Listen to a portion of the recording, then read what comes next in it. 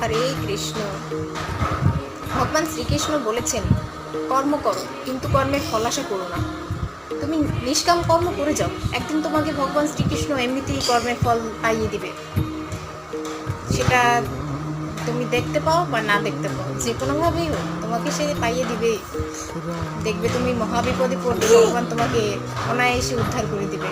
এমনকি তুমি বুঝতেও পারবে না তুমি কিভাবে উদ্ধার হলে।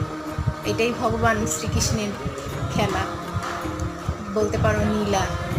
ভগবান শ্রীকৃষ্ণ সবসময় আমাদের পাশে থাকে, আমাদের মধ্যে বিরাজ করে ভগবান শ্রীকৃষ্ণ।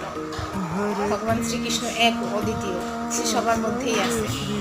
তো ভগবান শ্রীকৃষ্ণকে সবাই বিশ্বাস করে ভক্তি করো এবং ফল ত্যাগ করে কর্ম করো। অবশ্যই তুমি ভগবান শ্রীকৃষ্ণ পাবে। আর একটু সময় হলে আমার ভগবান শ্রীকৃষ্ণকে তোমরা একটু ডাকো, তার ঘোষণা করো, তাহলে দেখো ভগবান শ্রীকৃষ্ণ অনায়াসেই তোমাদের প্রার্থনা মেনে নেবে।